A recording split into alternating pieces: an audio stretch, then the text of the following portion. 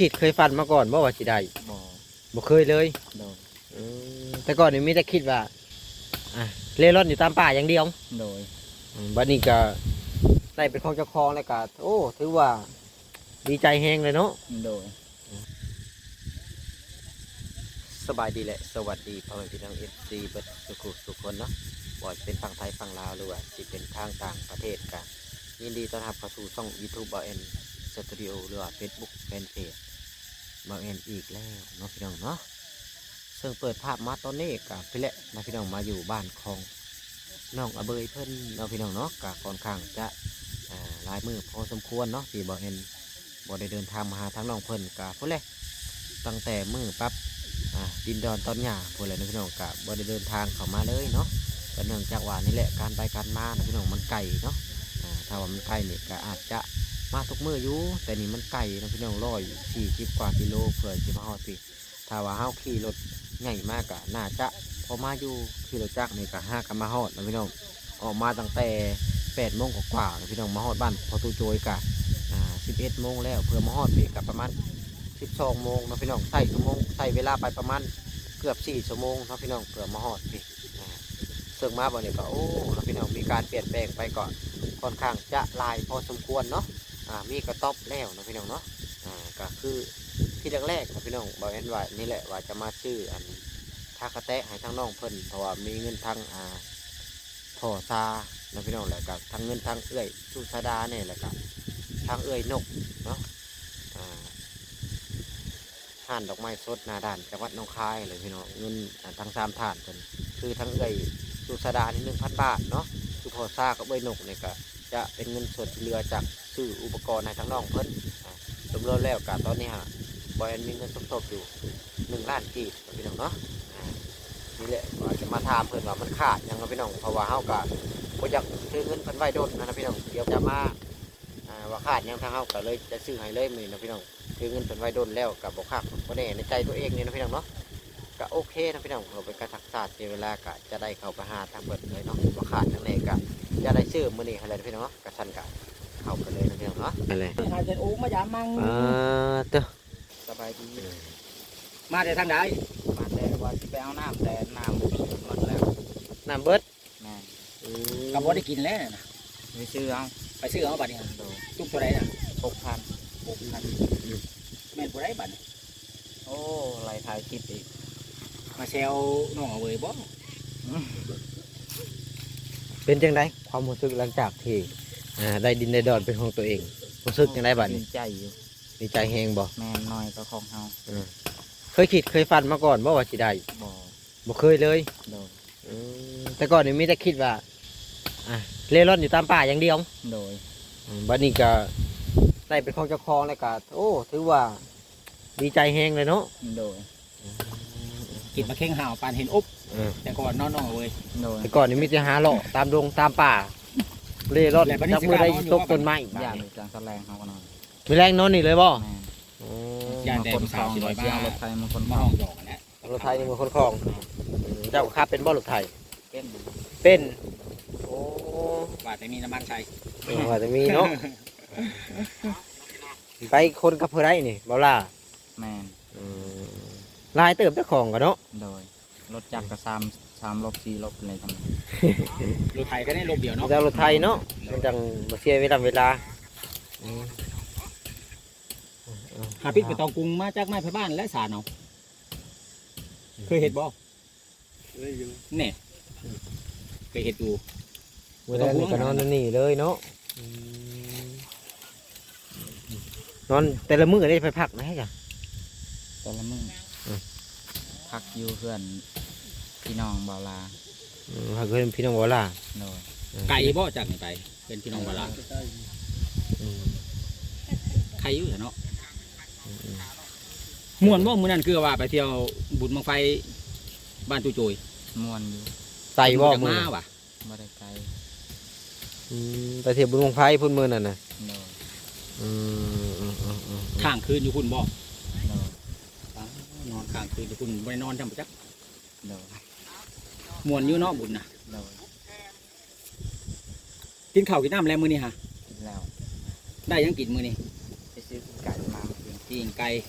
แม่น บ่แม่นอันหาติดจักรจันทร์น่ะแถวนี้คือห้องยัวๆอยู่ บ่มีกาวสิติด บ่มีกาวติด แม่น หาบักเอายางให้ยางเดือแถวนี้แหล้วบ่มีบ่ อ๋อเพื่อสิไปบักไปอีก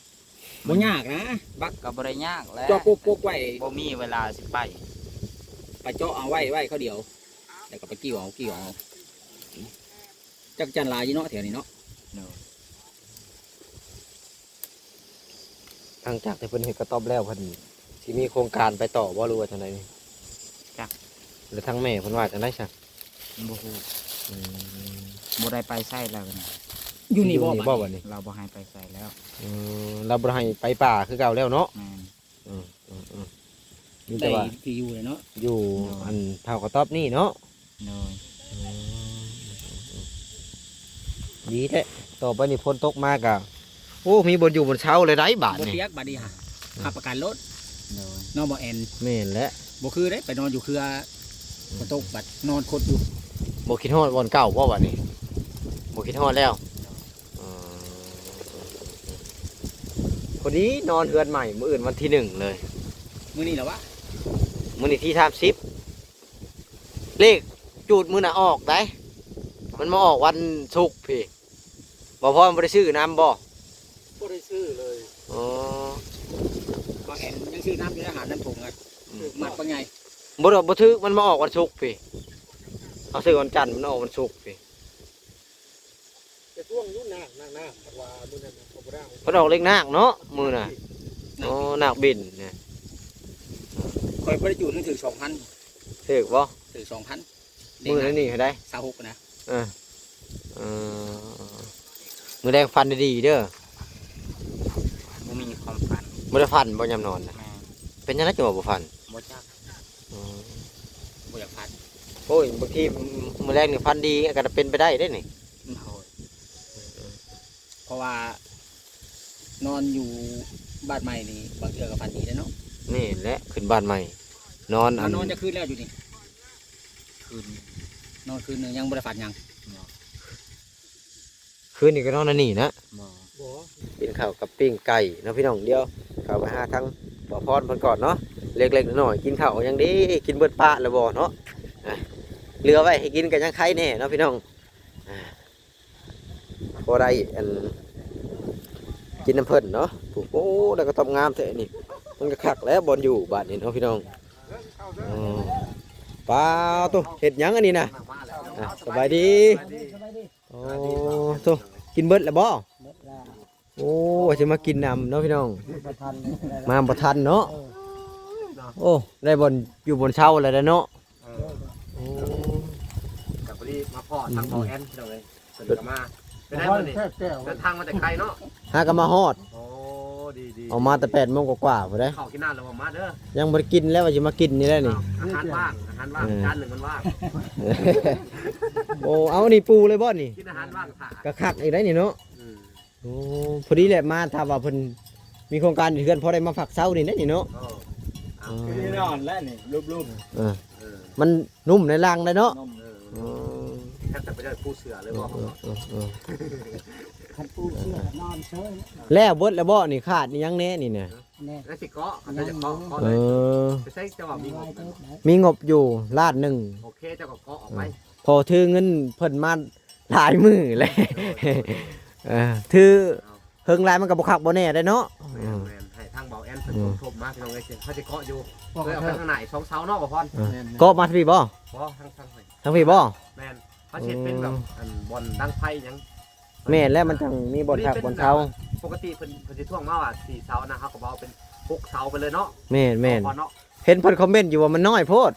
โอ้อันนี้ เออ 2 เขาย้ายออกแล้ว ย้ายออกแล้วบ่ คูณ3แม่น โอ้ เป็น3คูณ ที่แรกๆหาเท่าไรคูณเท่าไรฮะ2คูณ 3 2คูณ3 แต่นี่เฮาเอา2เมตร70กับอัน คูณ3เมตร คูณ3เมตรเนาะ ถือว่าใหญ่กว่า เกือบมันทนเนาะ ถ้าว่าต่อออกอีกก็อีกกว้างอยู่เนาะ ผู้ที่กว้างเลย FC เพิ่นก็อยากให้เอามาพักผ่อนอยู่นี้เพิ่นว่า โดยโอ้ดีดี อื ดี ม ดีเอาพี่น้องเอ้ย พอนมีบนพักผ่อน มีบ่อนพักผ่อนนี่แหละก็คิดเบิ่งการเดินทางนี่แหละเพิ่นจะมาฮอดไปทีเลยมาหมู่กินข้าวจนบ่ทันเพิ่นมาฮอด นะพี่น้อง ขอกินน้ำ คันว่าเกาะกับมือแรงกับไปเบิ่งสังกะสีเลยเนาะจักแพนอันนี้ฮะเกาะกาวว่าจักแพน ทุกแผ่นครบแผ่นออกมาหรือ7แผ่นนี่แหละประมาณนี้ ซื้อมาเพิ่มอีกบ่ผักกระแตหรือว่าบ่ได้ซื้อ ซื้อมาเพิ่ม เพิ่มไปอีก เออ ทางกีฬาไฟ บ่พอบ่อันนี้น่ะแผ่นเท่าไหร่นี่ 85ครับ 85ซื้อจักแผ่นอันนี้ 10กว่าแผ่นแล้วได้ แต่ก็ยังบ่พอเนาะเพราะว่าเฮา พอแล้วบัดนี้พอแล้วบัดนี้ พอน้ำกินเลยครับ พอแล้วบ่ พอสิแรก พอพัดกินเลย ตัวอ้อมไม่ได้พอแล้ว พอแล้วบัดนี้ เออ นี่เด้ออันนั้น ก็มีแต่ว่าถ้าว่าเฮาสิเกาะบ่นี่บ่ เออ นี่ก็กระเทิบมาเนี่ย เกาะมาบ่นี่เนาะเออ เห็นประตูอยู่คนละติดกลับ เกาะมานี่เนาะก็มีแต่ว่าแผ่นเท่าไหร่จังกะสีนี่น่ะ แค่ละ35นี่ล่ะแค่ 35สม พูดได้ล่ะแต่ว่าเที่ยวยาวกว่ามันก็เพิ่มขึ้นอีก เออก็ เอาพูด ก็มีแต่ถามเบิ่งว่ามันตกเท่าใดเนาะ9ฟุตน่ะมันถึงแผ่นเท่าไหร่ก็แบบว่าไล่ให้มันซ้ำเงินเพิ่นนั่นแหละอ่า รูปล้านพอดีอยู่ดอก ล้านหนึ่งเรือเล็กๆน้อยๆก็พอได้ชื่อM100เนาะไม่สร้างเพิ่นก็กินเองน้ำแหน่แหละ เดี๋ยวจะหน่อยบางอันก็สิพาทางทีมงานเขาไปถามเนาะพี่น้องคือเงินเพิ่นไว้บ่คักบ่แน่ได้จะหน่อยโอ้บางอันเอาเงินไปกินเบิดแล้วบ่วะคือชีวิตสมอยแท้เท่าแค่มือบ่ได้มา ห้าเหมือนกัน งานของการเดินทางนี่แหละ จากบ้านเราเอ็ดมานี่ประมาณ150แล้วเนาะ จากบ้านบางอันมานี่ก็ไกลได้นี่ คือจากเกิดลุงจุ่ยมานี่ก็10กว่าลักก็ได้ โอ้ 89ลักแล้ว แม่น เพราะว่าจากบ้านบางอันมาซิโนอีกเด้มันก็ระดับผมโอ้ไล่ไปเลยบัดโต มาบัดนี้แปลนเนาะ สบายดี สบายดี สบายดีสบายดีเด้อสบายดี ทางยาวเข้าไก่บ่แม่น เดี๋ยวพาเราเบิ่งดินดอนก่อนนะพี่น้องก่อนจะไปทำความรู้สึกทั้งน้องอาเบยเพิ่นโอ้งามแล้วบ้านนี้เนาะคักโอ้คักอยู่พี่น้องบ้านนี้นี่กระต๊อบเพิ่นก็คักแล้วบ้านนี้โอ้โธ่คัก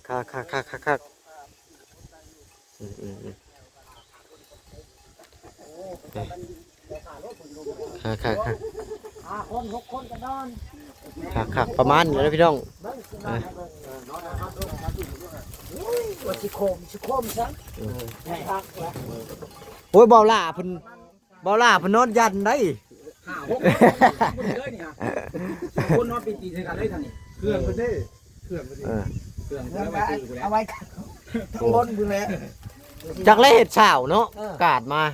พอดีเด้ กาดไว้ก็เอาไว้นี่ เออ แม่นี่ก็ใหญ่พอสมควรแหละแท้นี่ ถนนนี่น้ำในอาบบ่มีบัดนี้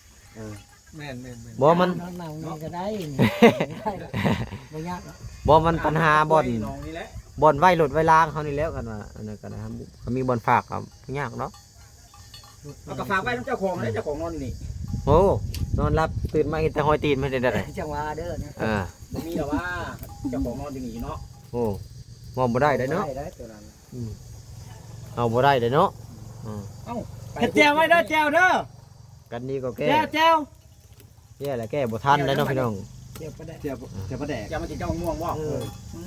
สั่งออกมาน้ำลายไหลได้เป็น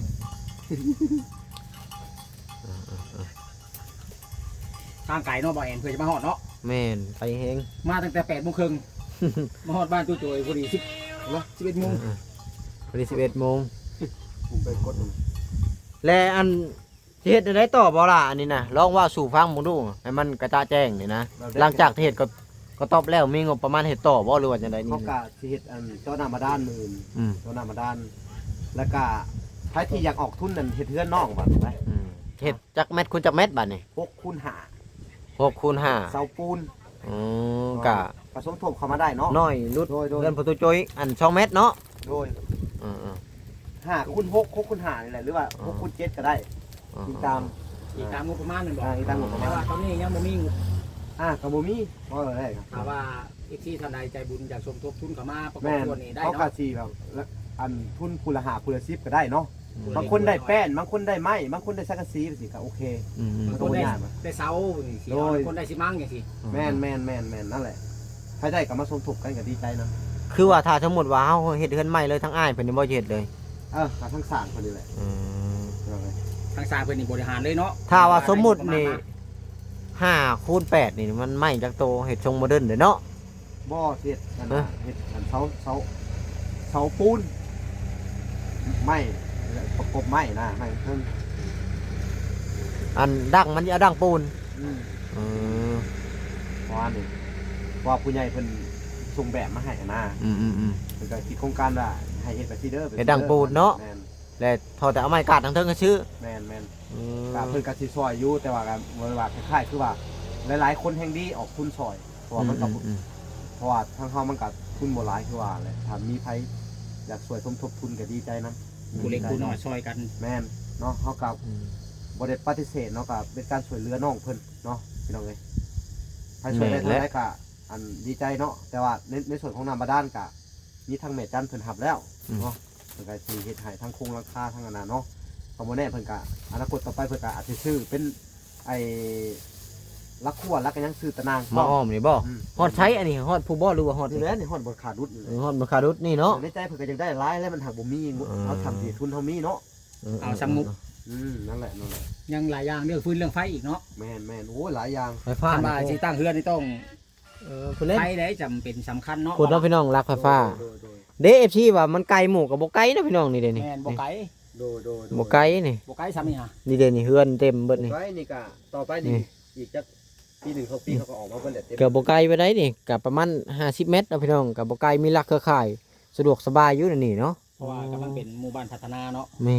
น กำลังสิขยายออกมาเรื่อยๆต่อไปนี่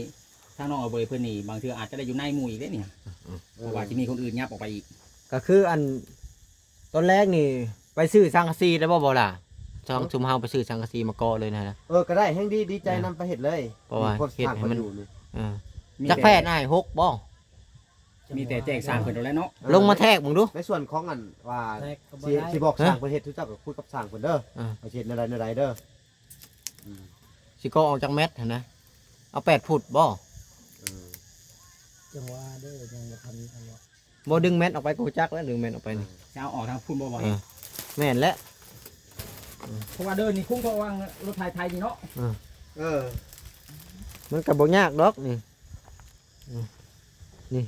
ถ้าเฮาจะเอามาฮอดนี่ก็โตะกูจักฟุตนี่สังกะสีนี่ เขาว่าน้ำมันยาวเด้มันฮอด12พุ่นได้น่ะหาเจ้าน่ะ ช่องพุทธเด้อ 3 เมตรกว่าบ่ได้หา ก็ออก2เม็ดเนาะ 3 เมตรคือเก่าแล้วนั่นน่ะ ก็ออก2เม็ดเนาะ แล้วแต่ชุม เอ เจ้า อก็ออก2เม็ดนี่ คันก็ออก 2เม็ดนี่ถึกจักฟุต9บ่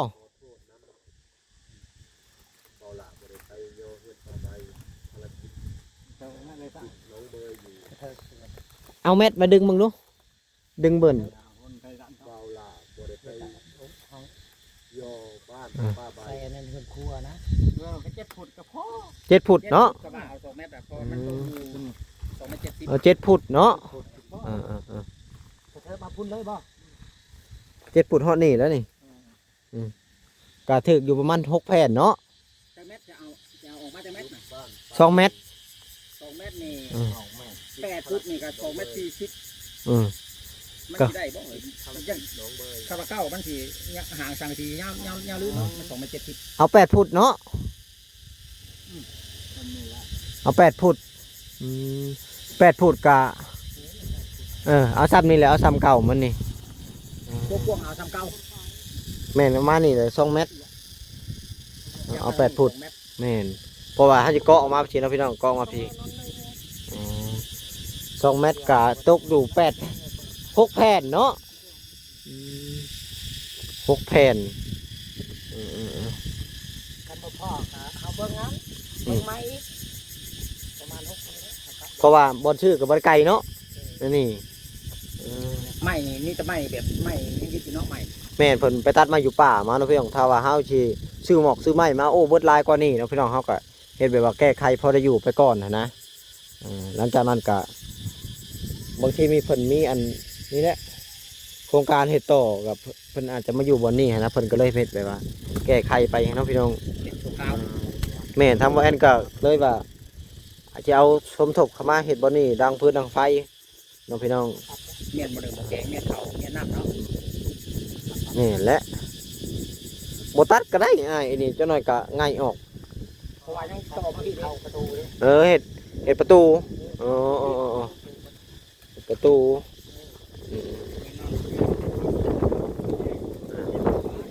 ต้องลมแห้งแท้นี่พี่น้อง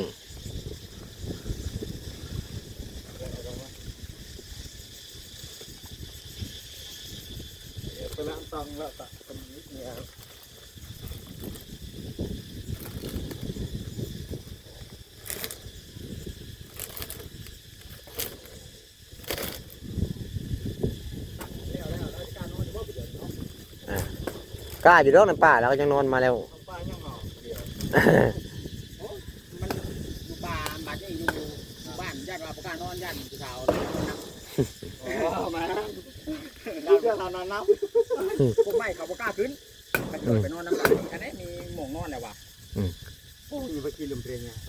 มันเสีย พอดีตัดประตูเนาะพี่น้อง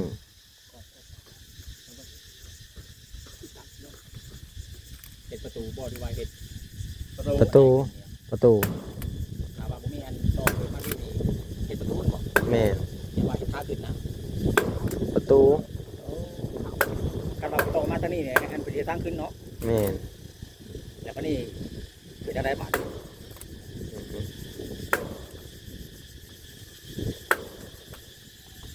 ใหญ่กว่าแจงหน้าบ่อันนี้ก่อน พอได้อยู่พอได้เช้าเนาะพี่น้องบางทีเฮามาก็สิพักอยู่นี่แหละนี่ตอนน่ะ ข้าวไก่เนาะ แม่นและ บ่อยากเมื่อก็พักที่นี่ก็ได้ เมื่อก็มีบนพักก็โอเคอยู่ ขอเพียงแต่ว่ามีน้ำบาดนี่ได้น้ำให้คาตัวนี้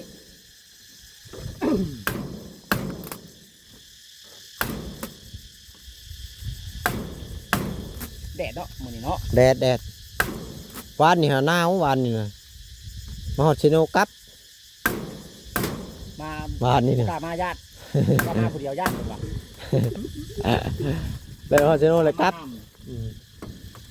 คันบ่มีหมู่มาแต่บ่กล้ามาเพิ่นญาตินะ ย่านและทางเปี่ยว ญาติรถตายบ่แม่นบ่กล้าขี่รถตัวเองมาเอามานะ พี่น้องเพิ่นกำลังไก่แห้งอีหลีเพิ่นกำลังจะเฮ็ดประตูเนาะพี่น้องตอบทางน้องเอาเบยเพิ่น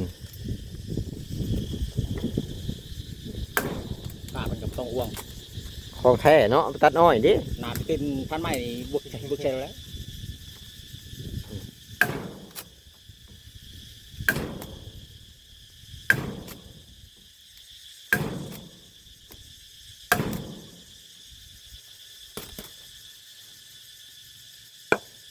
เทือนบ่ติดเนาะ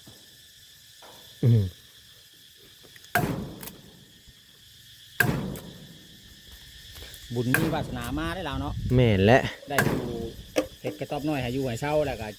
มืออื่นยังว่าจะได้โจ้น้ำอีก คิดว่า ได้เป็นของเจ้าของอีกบาทนี่ ไปฮอดพุ่นเนาะที่ดินบ่ฮอดคือว่าดูดฮอดผมเอ เพิ่น อ เพิ่นถือไปทั้งแปลนเพราะว่าแทกสบายนะเพราะว่ามาเมื่อก่อนเป็น6บ่ฮู้จักว่ากว้างห้องปานใดคันมันแปลนนั่นนี่มันเบิ่งสบาย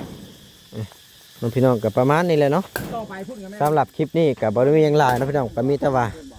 มื้อแรงเนาะพี่น้องหลังจากนี้เฮาก็สิไปเอาอันซื้อสังกะสีมาเนาะพี่น้องทุนสมทบก็ออกมาพี่เนาะพี่น้องให้มันกว้างเวลาบางทีเฮามาเฮาอาจจะพักผ่อนอยู่นี่แหละเพราะบ้านเฮามันไกลเนาะพี่น้องก็ออกมานี่ก็ออกมานี่เนาะพี่น้องแล้วก็ซื้อผ้ากระแตมาเพิ่มอีกก็เอาเสามาเนาะพี่น้องเนาะสำหรับคลิปนี้กับบุ้งยังลายนะพี่น้องขอโตจบคลิปก่อนเอาไว้พอกันอีกงานมึงแรงเพราะมันแดดนะพี่น้องหากินข้าวกินน้ำก่อนเนาะสบายดีแหละสวัสดีพี่น้อง